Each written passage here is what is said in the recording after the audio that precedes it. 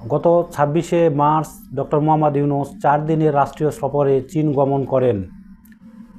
সফরের প্রথম দিন মোহাম্মদ ইউনূস চীনের প্রেসিডেন্ট শি জিনপিংয়ের সাথে সাক্ষাৎ করেন এবং দ্বিপাক্ষিক সাইডলাইন বৈঠকে মিলিত হন উভয় নেতা। এই সফরের দ্বিতীয় দিনে চীনের উচ্চ পর্যায়ের ব্যবসায়িক প্রতিনিধিদের সঙ্গে ডক্টর মোহাম্মদ ইউনূস সাক্ষাৎ করেন। সাক্ষাতের সময় ব্যবসায়িক প্রসঙ্গক্রমে ডক্টর মোহাম্মদ ইউনূস ভারতের 7 সিস্টার বিষয়টি নিয়ে আসেন, যা নিয়ে ভারতের বর্তমান এবং সাবেক কূটনৈতিক রাজনীতিবিদ নীতি নির্ধারকগণ ডক্টর মোহাম্মদ ইউনূসের তুমুল সমালোচনা এবং বাংলাদেশ বিষয়ে অনেক আপত্তিকর মন্তব্য করছে। ডক্টর মোহাম্মদ ইউনূস বলেছিলেন, 7 states of India, eastern part of India, called 7 sisters, they are landlocked region. ভারতের উত্তর পূর্বাঞ্চলীয় 7টি রাজ্য 7 সিস্টার্স নামে পরিচিত। এই রাজ্যগুলো স্থল বিশিষ্ট। They have no way to reach out ocean. এই রাজ্যগুলোর সমুদ্রে পৌঁছানোর জন্য যোগাযোগের কোনো উপায় নেই। We are the only guardian of the ocean. এক্ষেত্রে সমুদ্রে যোগাযোগের জন্য বাংলাদেশ হলো একমাত্র অভিভাবক। So this opens huge possibility. সুতরাং এটি ব্যবসা সম্প্রসারণের জন্য একটি বিশাল সম্ভাবনার দ্বার উন্মোচন করে। So this could be an extension of Chinese economy. এবং এটি চীনের অর্থনীতির সম্প্রসারণও হতে পারে। Build things, produce things, market things, কলকারখানা নির্মাণ, পণ্য উৎপাদন এবং এই পণ্য বাজারজাতকরণের জন্য। ইট rest out of the world. এবং পণ্যগুলো সহজে চীনে নিয়ে যেতে পারবে এবং এই পণ্যগুলো বাংলাদেশ থেকে বিশ্ববাজারে খুব সহজে রপ্তানি করতে পারবে। চীনের ব্যবসায়িক প্রতিনিধিদের সঙ্গে বৈঠক করার সময় ডক্টর মোহাম্মদ ইউনূস এই কথাগুলো বলেছিলেন এবং প্রসঙ্গক্রমে তিনি বাংলাদেশের যে ভৌগোলিক অবস্থান সেটি বোঝানোর জন্য 7 সিস্টার্স বিষয়টি নিয়ে আসেন। আসলে ভারতের যারা রাজনীতিবিদ রয়েছেন এবং যারা নীতি নির্ধারক রয়েছেন তারা বিষয়টিকে রাজনৈতিকভাবে বিবেচনা করছেন এবং তারা ভারতের এই 7 সিস্টার্স এবং 7টি রাজ্যের নিরাপত্তার জন্য ডক্টর মোহাম্মদ ইউনূসের এই মন্তব্যকে হুমকি বলে মনে করছেন। আসলে সবচেয়ে বড় যে বিষয়টি হলো ডক্টর মোহাম্মদ ইউনূস ইনি যতটা না রাজনীতিবিদ তার থেকে আমি মনে করি ইনি তার থেকে বেশি একজন ব্যবসায়িক।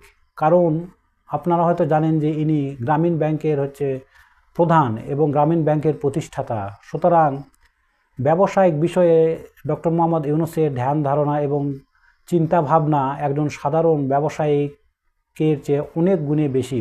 আরেকটা বিষয় হলো, এক দেশ যদি অন্য দেশের সাথে ব্যবসা করতে চায় তাহলে সবচেয়ে প্রধান যে বিষয় সেটি হলো সেই দেশের ভৌগোলিক অবস্থান কেমন সেটি কিন্তু তারা আগে বিবেচনা করে দেখবে। এক্ষেত্রে বাংলাদেশের ব্যবসা করার জন্য তিনি চীনের ব্যবসায়িক প্রতিনিধিদের বাংলাদেশের যে ভৌগোলিক অবস্থান, সমুদ্রের নিকটবর্তী এবং আঞ্চলিক অন্যান্য যেগুলো স্থলবেষ্টিত অঞ্চল রয়েছে, বাংলাদেশ থেকে সহজে পণ্য রপ্তানির ক্ষেত্রে বাংলাদেশে ব্যবসা বিনিয়োগ করার জন্য একটি আদর্শ স্থান।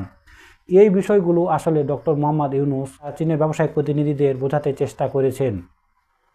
কিন্তু ভারতের কিছু সোকল প্রবীণ রাজনীতিবিদ এবং সাবেক বর্তমান কূটনীতিকগণ এটিকে তারা অন্যভাবে নিয়েছেন এবং ডক্টর মোহাম্মদ ইউনূসের এই বক্তব্যকে তারা আসলে এই সমালোচনাটা তারা করতো না যদি ডক্টর মোহাম্মদ ইউনূসের জায়গায় এখানে স্বৈরশাসক শেখ হাসিনা থাকতেন এবং এই মন্তব্যগুলো তিনি করতেন। কারণ আমরা জানি যে শেখ হাসিনা পলায়নের পর ডক্টর মোহাম্মদ ইউনূস বাংলাদেশ এবং ভারতের সম্পর্কের ক্ষেত্রে কিন্তু কোনো রকম ছাড় এখানে সে দিচ্ছে না। যেই সুবিধাগুলো ভারত ভোগ করত শেখ হাসিনা থাকা অবস্থায়, সেই রকম অনেক অনৈতিক সুবিধা কিন্তু ভারত আর পাচ্ছে না। এ কারণে তারা ডক্টর মোহাম্মদ ইউনূসের সব ইতিবাচক, সব পজিটিভ কার্যকলাপকে তারা নেতিবাচকভাবে নিচ্ছে। এখানে ডক্টর মোহাম্মদ ইউনূস মূলত তিনি বাংলাদেশে এবং বাংলাদেশের জনগণের উন্নতির জন্য যথাসাধ্য চেষ্টা করছেন। তিনি 5 আগস্টের পর ক্ষমতা গ্রহণের পর থেকে যেই কার্যকলাপগুলো করেছেন এবং এখনও করছেন সেগুলো আমি মনে করি সম্পূর্ণ এই দেশের এবং দেশের জনগণের উন্নতির জন্য করছেন।